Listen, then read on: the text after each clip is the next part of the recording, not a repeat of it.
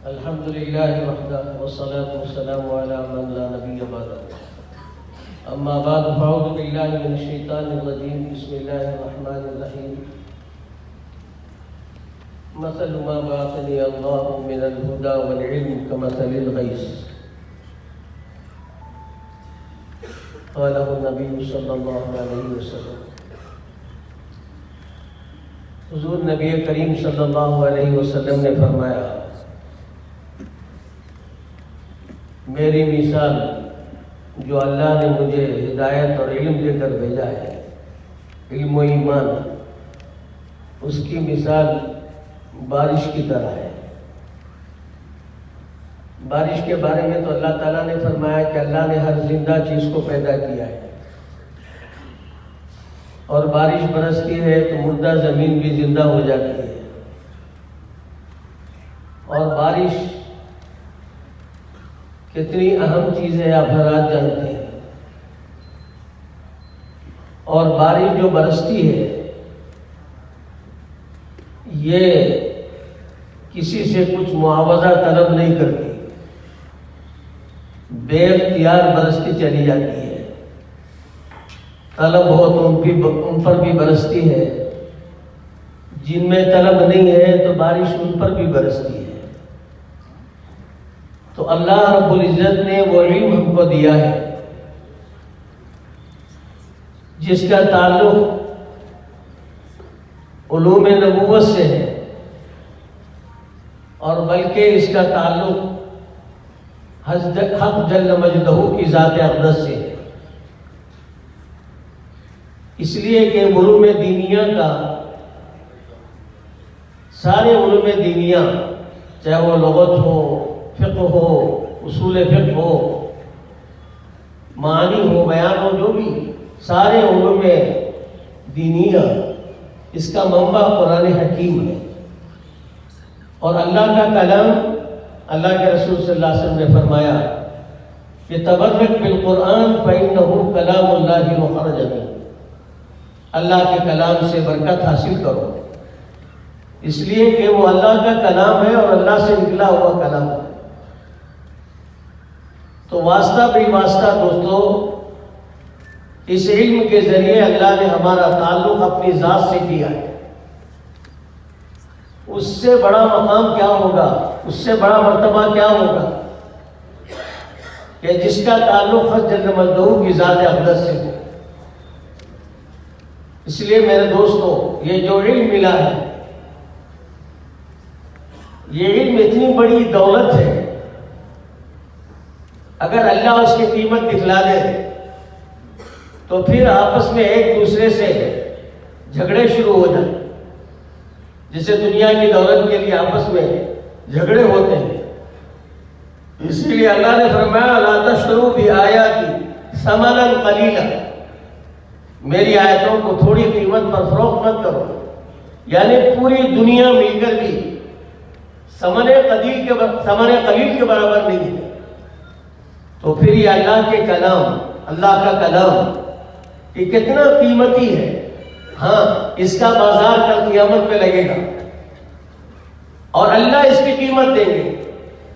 جس کی قیمت اللہ دیتے ہیں تو بتاؤ مخلوق کیا دے گی. تو اللہ نے وہ علم دیا ہے کہ جس علم کی قیمت دنیا والے ادا نہیں کر سکتے. ہاں اتنا ہے، انسان بشر ہے، بشری تقاضے ہیں، اس کی ضرورتیں اور حاجتیں ہیں. اب ان کو پورا کرنا ہے، اب یہ اپنی ضرورتوں کو پورا کرے گا، لیکن یہ علم اب اس کو ذریعہ بنا اپنی ضرورتوں کو پورا کرنے کا کرنا. اس علم کا معاوضہ، اس علم پر اجر تو ہم اللہ سے لیں گے. اور پھر اللہ تعالیٰ چونکہ اس علم پر اجر دینے والے ہیں اور خدا ہی نے ضرورتیں بھی رکھی ہیں، اور اللہ ان ضرورتوں کا اپنے کرم سے انتظام فرمائے. حضرت مولانا عبد اللہ صاحب رحمۃ اللہ علیہ نیلو کا اجتماع تھا. علماء کی مجلس میں حضرت مولانا رحمۃ اللہ علیہ نے ایک واقعہ بیان کیا حضرت سلیمان علیہ السلام کا، کہ حضرت سلیمان علیہ السلام کی محفل تھی. حضرت سلیمان علیہ السلام نے فرمایا کہ بلقیس کا تخت کون لے آیا. تو عفریت من الجن جو تھا، بڑا جن، اس نے کہا کہ حضرت آپ کے اٹھنے سے پہلے میں حاضر کر دوں گا۔ اور جس کے پاس، اللہ خود فرماتے ہیں قرآن پاک میں ہے کہ جس کے پاس علم کتاب تھا اس نے تو لا کے حاضر ہی کر دیا۔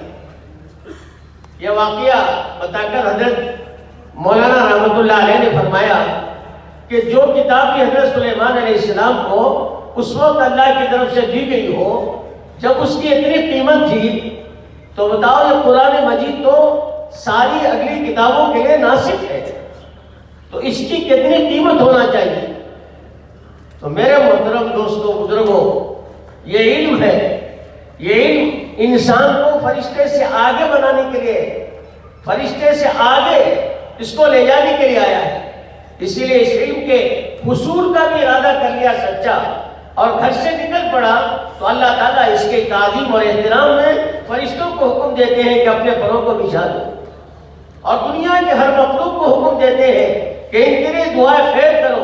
حتیٰ کہ حدیث میں آتا ہے کہ چونٹیاں بلوں میں اور مچھلیاں پانی میں اس کے لیے دعائیں خیر کرتی رہتی ہیں۔ ابھی علم سیکھا نہیں اور سیکھنے کی جگہ پر پہنچا نہیں، ایک پکا ارادہ کر کے گھر سے چلا تھا کہ اس پر اللہ نے اس کا اعزاز فرمایا، تو اندازہ لگائیے علم سیکھ لے گا۔ اور علم کی جو منشا ہے، جو ابھی آپ نے سنا، علم کی کوئی وجہ نہیں۔ حضرت مولانا صاحب دعوت برکاتہ فرماتے ہیں علم کی کوئی وجہ نہیں سوائے عمل کے۔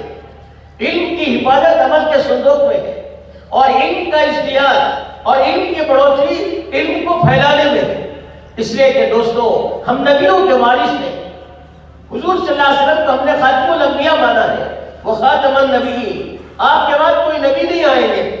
آپ صلی اللہ علیہ وسلم کا جو علم ملا ہے، اس علم کے ذریعے ہم انبیاء کی ہم کو ملی ہے نیابت، اور حضرت محمد صلی اللہ علیہ وسلم کا جو علم ملا ہے، میرے دوست اور بزرگوں، ہم عالمی اعتبار سے آپ سے اور اس علم کو دوسروں تک پہنچانے کا پکا ارادہ رکھنا، اور اللہ جہاں تک پہنچائے، لیکن ہم ارادہ کریں گے پورے عالم کا۔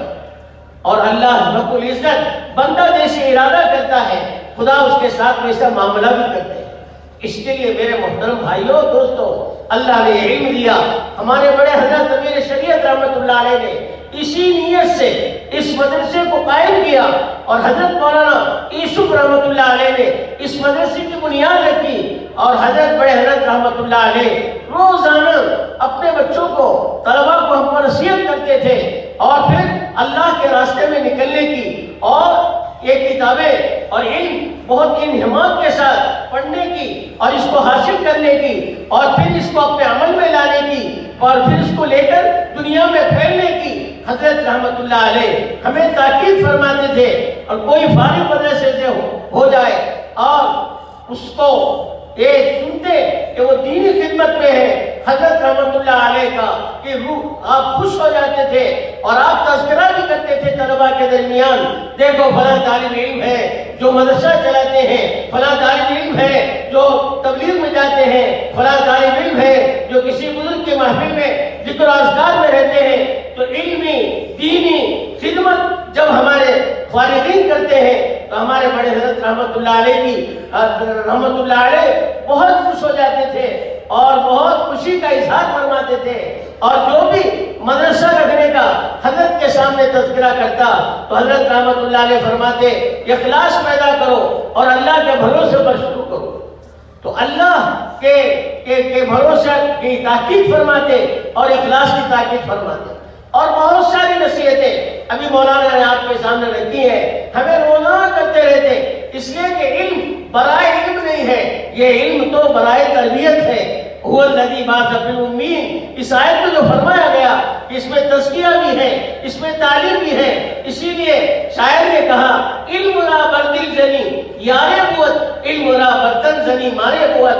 یہ علم کو اگر اپنے نام و نمود کے لیے اگر علم ہے، تو میرے یہ علم سانپ سے زیادہ خطرناک ہے۔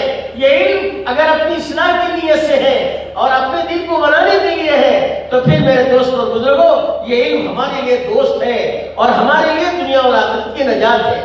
بس میں ان چند منتشر کلمات کے ساتھ اپنی بات کو ختم کرتا ہوں۔ وآخر دعوانا الحمدللہ رب العالمین۔